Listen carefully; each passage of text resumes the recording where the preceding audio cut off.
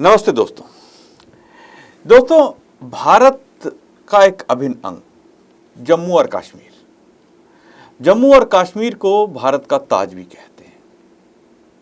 एक ऐसा प्रदेश जो भारत की आज़ादी से ही कहीं न कहीं हमेशा विवाद का कारण रहा है। हालांकि आज़ादी के समय वहाँ के जो राजा थे उन्होंने भारत में जम्मू और कश्मीर स्टेट का विलय कर दिया था, परंतु बहुत सारे कारण रहे। आज हम देखते हैं कि धारा 370 हटने के बाद भी ये विवाद थमने का नाम नहीं लेते। राजनीतिक पार्टियां इन विवादों को सदा हवा देती रहती हैं। वर्तमान में वहाँ पर बाहरी लोगों को वोट डालने या वोट के अधिकार को लेकर विवाद चल रहा है। हालांकि सरकार का कहना है ऐसा नहीं है, और ये जो बाहरी लोग हैं ये ज़्यादातर गैर मुस्लिम हैं, गैर मुस्लिम समुदाय से आते हैं। आज हम चर्चा करेंगे क्या ऐतिहासिक दृष्टि से हमेशा से जम्मू और कश्मीर ऐसा ही था। आज हमारे साथ मौजूद हैं जाने माने इतिहासकार और विधि विशेषज्ञ डॉक्टर राकेश आर्य जी। आपका बहुत बहुत स्वागत है जी। जी नमस्ते जी। डॉक्टर साहब, हम कश्मीर को देखते हैं, अलग अलग तरह से देखते हैं, बहुत इतिहास है इसका। आज हम देखते हैं कि पॉलिटिकल पार्टीज़ वोटिंग को लेकर उनके अलग अलग बयान आते हैं कि कश्मीर मुसलमानों का प्रदेश है, डेमोग्राफी बदलने की बात की जा रही है। आरोप लगते हैं सरकारों पर कि बाहर से अन्य धर्म मत के लोगों को वहाँ लाया जाता है। उसमें हिंदुओं की ही अकेले बात नहीं की जाती। उनका कहना है कि सिख जो हैं वो जम्मू क्षेत्र में काफ़ी आ गए हैं, हिंदू भी काफ़ी आ रहे हैं। तो ये सब चीज़ों का आरोप लगा के उनका कहना है कि कश्मीर से जो इस्लामिक कश्मीरियत की बात करते हैं कथित रूप से, जिसको नाम दिया जाता है, उसको वो बदलने का प्रयास किया जा रहा है। तो क्या ऐतिहासिक दृष्टि से सदा ही कश्मीर ऐसा ही था या कुछ फ़र्क था कश्मीर में? अमित जी, एक अच्छे विषय के लिए आपका हार्दिक धन्यवाद करते हुए मैं कहना चाहूँगा कि इस प्रश्न के उत्तर के लिए हमको इतिहास की ओर जाकर देखने की आवश्यकता है।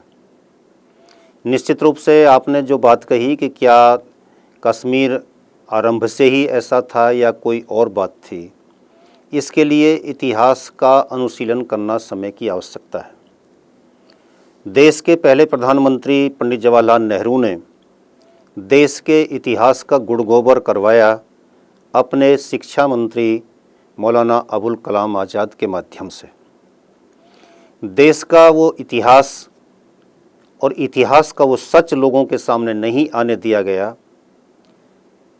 यदि वो इतिहास का सच आज हमारे सामने आया होता, जिससे पता चलता कि वास्तव में कश्मीर का कितना पुराना इतिहास है और किस तरीके से यह वैदिक धर्मावलंबी शासकों राजाओं के अधीन रहा है, और यदि इसका आज का जो स्वरूप बना हुआ है, यदि इस पर विचार करें तो यदि ये बना है तो यह भी केवल तब से बना है जब से यहाँ पर इस्लाम का पदार्पण हुआ है। इसके लिए इतिहास की ओर जाकर के हमसे इतिहास से ही यह प्रश्न पूछना चाहिए, और जब हम उससे प्रश्न पूछते हैं तो उत्तर हमको मिलता है कि 1301 ईस्वी से पहले कश्मीर में एक भी मुसलमान नहीं था। जो लोग आज गैर मुस्लिमों को वहाँ ना बसाने की बात कर रहे हैं या उनको राइट टू वोट ना देने की बात कर रहे हैं, ये वही लोग हैं जो 1301 के बाद वहाँ पर बने हैं, पैदा हुए हैं, यानी कि इनका धर्मांतरण करके या विदेशों से ला करके इनको वहाँ पर बसाया गया है।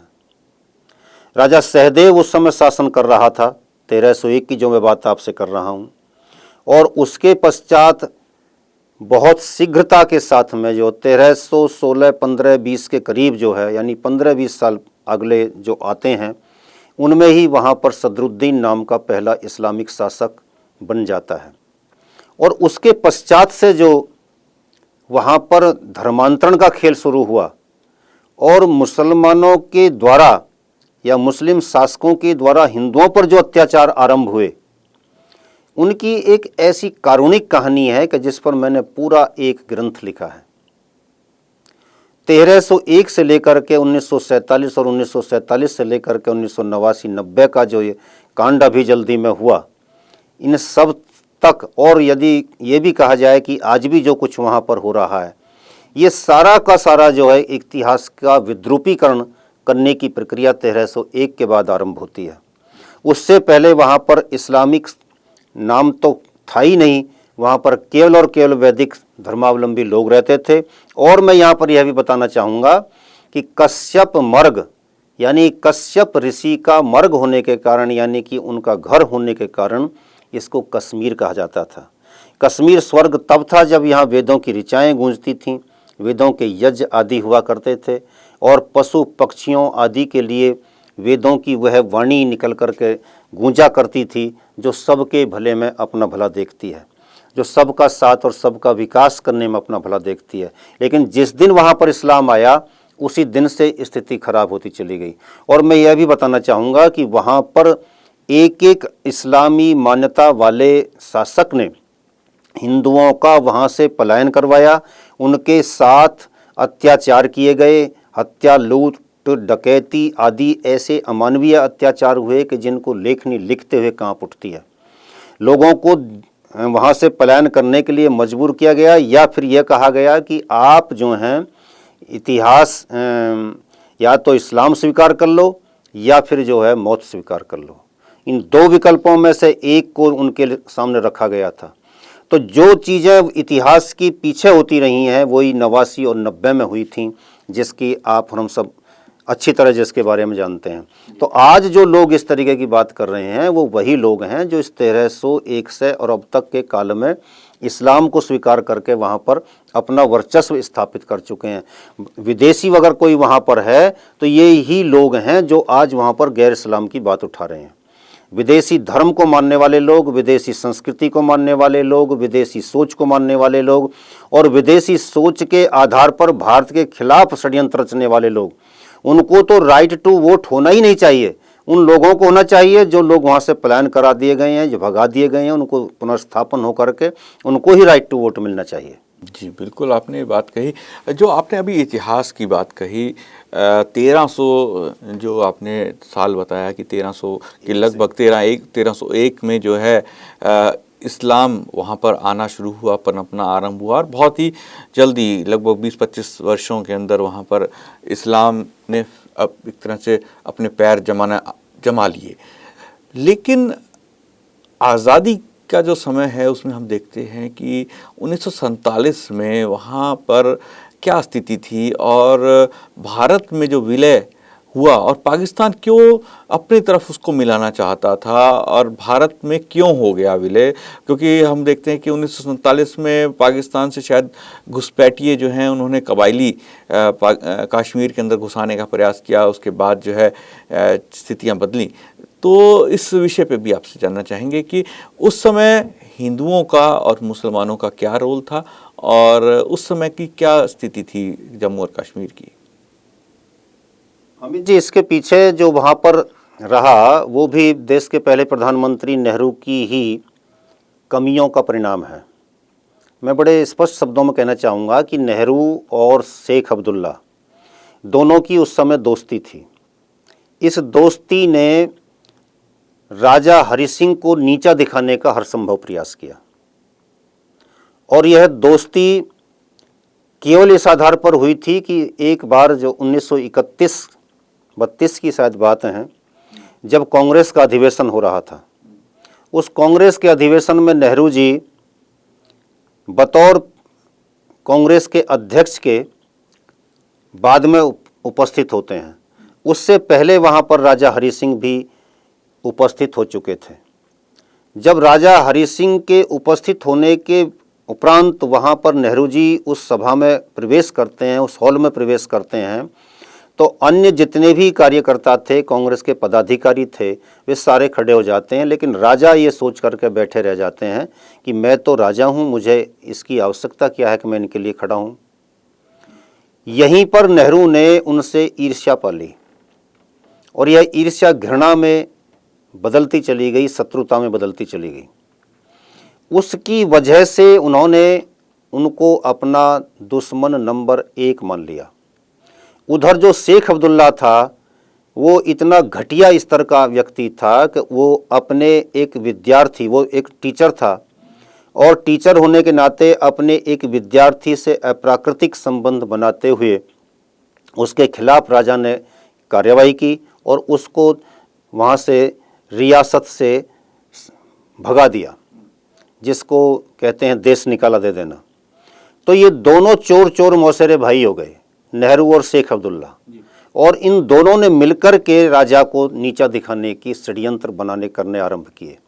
जब देश अंग्रेजों भारत छोड़ो की लड़ाई लड़ रहा था और जब देश में ये एक उफान आ चुका था, चाहे वो आंदोलन 2 दिन चला, 1 दिन चला, ये बात नहीं है, लेकिन लोगों के दिलो दिमाग में क्रांतिकारियों की माध्यम से ये बात बहुत पहले से घर कर चुकी थी कि अंग्रेजों भारत छोड़ना ही पड़ेगा आपको और अब छोड़ दो, हम खड़े हो चुके हैं।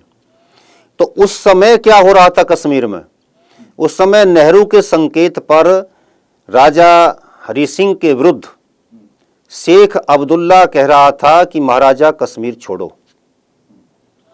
तो वो भारत छोड़ो की बात नहीं कर रहा था और उसने जो मुकम्मल आज़ादी की बात वहाँ पर रखी थी, वो मुकम्मल आज़ादी जो आज जेएनयू में भी सुनने को मिली है, तो वो मुकम्मल आज़ादी का अर्थ उस आदमी का केवल एक था कि हमको अलग करिए, और क्योंकि यहाँ पर हम इस्लाम का प्रचार प्रसार करके हिंदुओं को भगा करके इस स्टेट को अपनी बना चुके हैं, तो राजा भागना चाहिए अब यहाँ से। तो वो जो सोच थी, उस सोच के अधीन रह करके 1947 की बात जो आपने उठाई है, ये बहुत अच्छी बात है कि उस समय क्या हो रहा था और राजा किधर जाना चाहता था या पाकिस्तान की स्थिति क्या थी। तो राजा कुछ देर संकोच में ये खड़े रह गए कि मैं यदि हिंदुस्तान की तरफ जाता हूँ तो हिंदुस्तान में मुझे वो सम्मान नहीं मिलेगा, क्योंकि देश का पहला प्रधानमंत्री नेहरू बन चुका है। इसलिए मेरी स्थिति क्या हो, पाकिस्तान में जा नहीं सकते हम। तो वो कुछ देर संकोच में खड़े रहे कि मैं इधर जाऊं या इधर जाऊं। उन्होंने कोशिश की सरदार पटेल के माध्यम से, लेकिन नेहरू कोशिश कर रहे थे कि राजा सीधा मेरे चरणों में आए, मेरे पैरों में आकर के लेटे। इसलिए वो नहीं चाहते थे कि सरदार पटेल जी के माध्यम से कोई समस्या का समाधान निकाला जाए। तो कबायलियों के वेश में पाकिस्तान ने जो अपनी सेना वहाँ पर भेजी थी, वो राजा को नीचा दिखाने के लिए और राजा को डरा धमका करके किसी तरीके से अपने साथ लेने के लिए की थी। उस समय जिन्ना ने भी राजा के सामने प्रस्ताव रखा था कि आप हमारे साथ आ जाओ, लेकिन राजा ने उसके बाद इनकार कर दिया था। फिर 26 अक्टूबर को जब उन्होंने विलय पत्र पर हस्ताक्षर किए थे, तो उससे पहले सरदार पटेल की मजबूती के कारण वहाँ पर हमारी सेना पहुँची थी और राजा को जब सुरक्षा के पूरे अवसर उपलब्ध हो गए, तब उन्होंने आकर के हिंदुस्तान के साथ विलय पत्र पर हस्ताक्षर कर दिए थे। जी बिल्कुल, मैंने ये सवाल आपसे इसीलिए किया क्योंकि 1947 के अगर समय के ऊपर हम नज़र डालें तो हैदराबाद, कश्मीर और जूनागढ़ और सिंध कुछ ऐसे प्रांत थे जो एक तरह से पेशो पेश में थे कि वो पाकिस्तान में जाएं या हिंदुस्तान के साथ रहें, भारत का हिस्सा बने। और जो स्थिति हैदराबाद में थी उससे उलट स्थिति जो है जूनागढ़ में और जम्मू कश्मीर में थी। वहाँ पर दोनों जगह पर मुसलमानों की संख्या जो है वो अलग थी, क्योंकि शासन करने वाले मुस्लिम थे हैदराबाद में, जम्मू और कश्मीर में हिंदू शासक थे, जूनागढ़ में भी उसी प्रकार से हिंदू जनसंख्या थी, शासक मुसलमान थे। तो वो भी पाकिस्तान में जाने की बात हो रही थी। तो लेकिन पाकिस्तान ने जो है जूनागढ़ आदि पर नहीं करा कुछ भी एक्शन, बल्कि 1947 में कश्मीर पे इसलिए जानना चाह रहे थे। बहुत सारे लोगों को शायद ना पता हो कि उस समय क्या हो रहा था और ये क्यों, किस कारणों से ये पूरा घटनाक्रम घटा और आखिर क्यों हमने अपना जम्मू कश्मीर का इतना हिस्सा जो है आज पाकिस्तान के पास कब्जे में है, पाकिस्तान के कब्जे वाला कश्मीर बन गया है।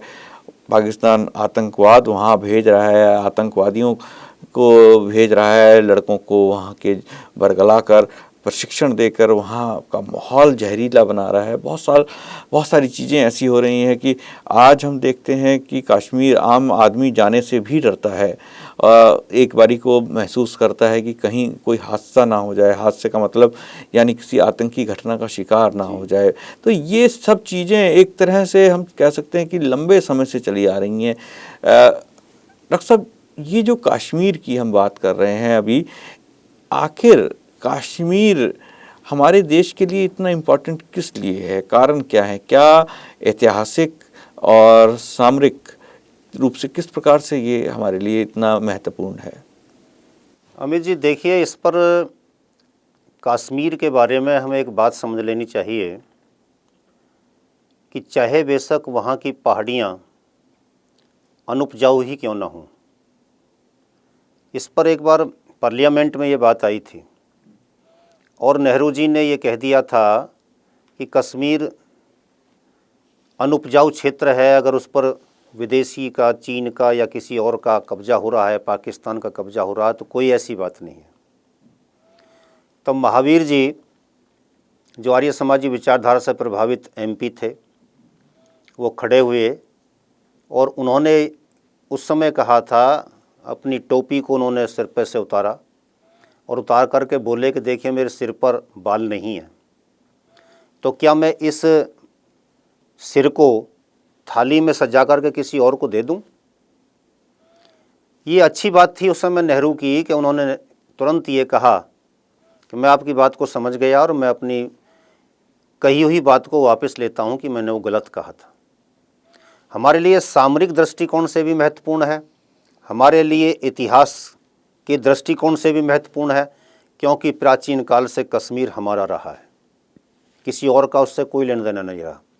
लेकिन नेहरू की जो गलतियां रहीं उस समय, कि जैसे उन्होंने जो है इसका अंतर्राष्ट्रीयकरण कर दिया, ले जा कर के यूएनओ में इसका प्रश्न खड़ा कर दिया। समय से राजा हरि सिंह जी को समय से उन्होंने सैनिक सहायता नहीं दी। जब कबायली घुस कर के, जो उसकी सेना थी, वास्तव में जो कबायली नहीं थे, पाकिस्तान की सेना थी, उसने आकर के और कश्मीर के बहुत बड़े क्षेत्र पर अपना कब्जा कर लिया, तब हमारे इन उस समय के नेहरू जैसे नेताओं की आंखें खुलीं। लेकिन तब तक बहुत कुछ हमारे हाथ से निकल चुका था। तो वो जो क्षेत्र है जो निकला है और जहाँ पर आज भी आतंक मचा रहता है, वो सारा का सारा नेहरू जी की गलतियों का परिणाम है। नेहरू जी ने सरदार पटेल से कहा था कि यह मेरे हाथ में रहेगा, आप इसमें कोई हाथ नहीं लगाएंगे। सरदार पटेल ने भी यह कह दिया था कि कश्मीर को नेहरू ये कहता है, उनके यही शब्द थे, नेहरू कहता है कि ये मेरी ससुराल है, आप इसमें कोई हाथ नहीं लगाएंगे, कोई हस्तक्षेप नहीं करेंगे। इसलिए नेहरू जी के ऐसे आचरण से खिन्न होकर के सरदार पटेल ने इससे अपनी दूरी बना ली थी। बलराज मधोक जी ने ज़िंदगी का सफ़र नाम की अपनी किताब लिखी है, आत्मकथा। उसमें वो इस तथ्य को कहते हैं कि मैं एक बार नेहरू से मिला कि आप क्या कर रहे हैं कश्मीर के लिए, तो नेहरू के पास कोई ख़ास जवाब नहीं था। उन्होंने कहा सरदार पटेल से मिल लीजिए। सरदार पटेल से जाकर के मिला तो उन्होंने चुपचाप मेरी सारी बातों को सुना। सुनने के बाद कहा चलिए मैं विचार करता हूँ इस पर। वो कहते हैं कि इसके बाद फिर मेरी दूसरी मुलाकात उनसे तब हुई जब वो 1950 में मृत्यु शैय्या पर पड़े हुए थे। जैसे ही मैंने चिट बना करके बाहर से उनके पास हॉस्पिटल में भेजी तो उन्होंने कहा, भीतर से ही अपनी चारपाई पर लेटे हुए ही सरदार पटेल ने जवाब दे दिया था, कह दिया था कि यदि इस बार ठीक हो गया तो मैं कश्मीर को ठीक कर दूंगा। लेकिन दुर्भाग्य की बात रही कि वो ठीक नहीं हुए और इतिहास का ये भूत हम पर, हमारे पीछे उसी तरीके से साया बनकर हमारा पीछा कर रहा है, जैसे कई बार किसी धार्मिक विश्वासों के आधार पर कोई भूत किसी का पीछा करता है। ये जो आपने आज इतिहास के उन चीज़ों को उजागर किया जो आज तक शायद हमारे बहुत सारे दर्शक नहीं जानते होंगे कि क्यों आखिर इतनी लेट भारत ने विलय में की, क्यों भारत जो है, भारत के लिए क्यों कश्मीर इतना एक तरह से महत्वपूर्ण है, और दूसरा क्या इतिहास था। आज जो ऐतिहासिक रूप की बात करते हैं, क्या वास्तव में उन्हें असली इतिहास का मालूम भी है कि ऐतिहासिक रूप से जम्मू और कश्मीर पूरा ही क्षेत्र हिंदू बहुल क्षेत्र था, हिंदू विचारधारा का था। बहुत सारे उदाहरण हैं, बहुत सारे वहाँ पर मंदिर हैं, शंकराचार्य मंदिर है, श्रीनगर के बीचों बीच बना हुआ है। तो इस तरह से बहुत सारी चीज़ें हैं जो ये साबित करती हैं कि कश्मीर कभी भी इस्लामिक विचारधारा के लोगों का राज्य नहीं रहा। डॉक्टर साहब, आप हमारे साथ इस कार्यक्रम में जुड़े, आपका बहुत बहुत धन्यवाद। जी नमस्ते। दोस्तों, कल फिर मुलाकात होगी एक नए विषय और एक नए मुद्दे के साथ। आज मुझे आज्ञा दीजिए। नमस्ते।